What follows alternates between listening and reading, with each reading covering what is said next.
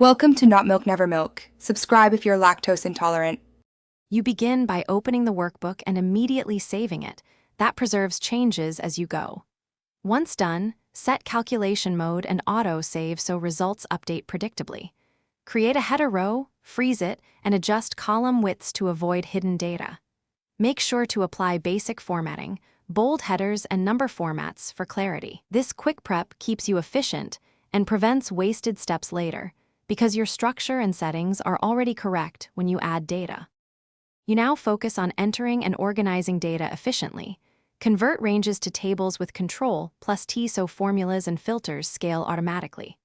Once tableized, type formulas starting with equals and use SUM, average, if, and XLOOKUP where appropriate. Use $ to lock references when copying.